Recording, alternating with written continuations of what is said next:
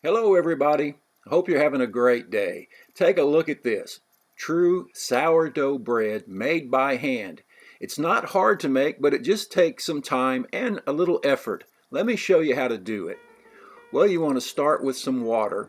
1 1/3 cups of water, and we'll just pour this right into a nice large container.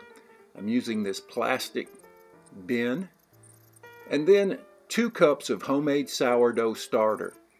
You have to already have this, so if you don't have any starter, you really can't make sourdough bread. Mix that together and then add 3 1/2 cups of all-purpose flour, plus I'm going to put 1 tablespoon of whole wheat flour in. And then we want to bring that together, get it nice and mixed. Try to make sure there's no dry flour, and then we're going to cover it for 30 minutes. Take a look. This is kind of how it looks. Very dry, very shaggy. Then after 30 minutes, we're going to add 2 1/2 teaspoons of kosher salt and give that a stir. And now out on the worktop. And so we want to begin to work the dough. We stretch it and fold it. And you just keep doing this until it becomes elastic. And you want it to kind of stick. The sticking to the countertop helps. You stick it and then you pull it and then fold it over. In fact, I just started to kind of roll it like that and just keep working it, and you'll notice the texture changes. And you want to try to get it where it's kind of elastic and it'll stretch out before it tears. The more you work it, the better it is. And so don't be afraid of this. People seem to think that it's so hard to work with the dough and to knead it. It's not hard. Put a little flour on your countertop, and then we're going to continue to form this dough ball. I probably kneaded for about, 10 minutes. Then we're going to stretch and fold this over into thirds, and you just kind of gently work this dough, form it up. And it's kind of simple. You just tuck and turn, and you can feel it.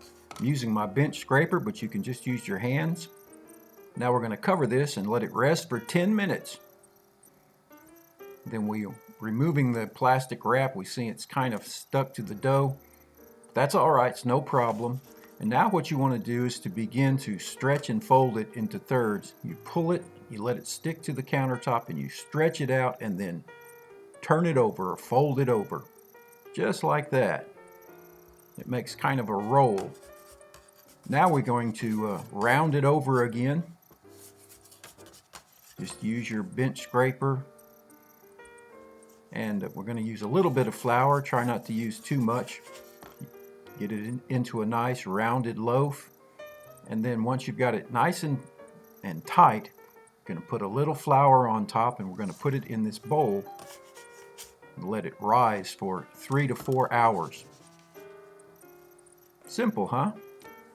Put that lid on and then let it rest right there on the countertop. I let it go for 4 hours. Take a look. Beautiful, nice rise.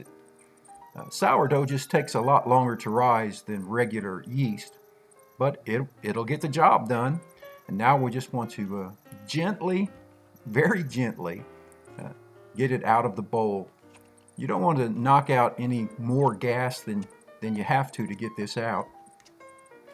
And so using a little scraper, get it started. And now I'm going to use my hands and just turn it out onto the work surface, the countertop here. All right. Now another little sprinkle of flour so we can work with this. And we begin once again to tuck and turn it and to put tension on top of the dough ball. And you can feel it as you do this. You kind of turn it and you let the bottom stick just a little, and you pull underneath with your fingertips, with your pinky fingers, and you'll feel it. But you just kind of have to do this and turn it, and you're trying to get a nice, tight, round, dome-shaped ball of dough. It's just like this. Now I'm going to cover it and let it rest for 10 minutes. Now in a second bowl, I've lined it with a light cotton towel, and I'm going to put flour into that because we're going to put this dough ball into that bowl. But before we do, we're going to do one final tightening or tensioning, and it's called a tension pull, and it's the same process we've been doing. It's one more time. You just kind of pull and tuck under, and to bring that dome up and to tighten the outer surface, and then into this floured bowl with the cotton towel. And we'll set that in and cover it. Simple. And it's going to set covered for 2 to 3 hours. Again, it takes a long time when you're doing sourdough, true sourdough bread. And we'll just cover this and let it rest for 2.5 hours. Now, about an hour before I uncovered this, I started preheating the oven to 500 degrees, and I also preheated the Dutch oven. Both of them have to be screaming hot, so be very careful. And now what we want to do is place that dough right into that hot oven. And you have to score it so that when it expands, it doesn't just split. It looks better if you put a score or you slice the top.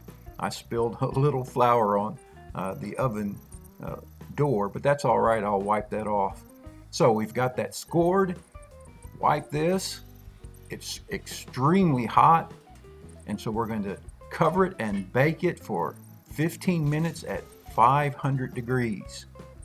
Now, after 15 minutes, what you want to do is uncover it, and you want to finish baking it at 435 degrees for 20 minutes, or until it's nice and golden. And after that, it should be ready. We're going to go ahead and take this out.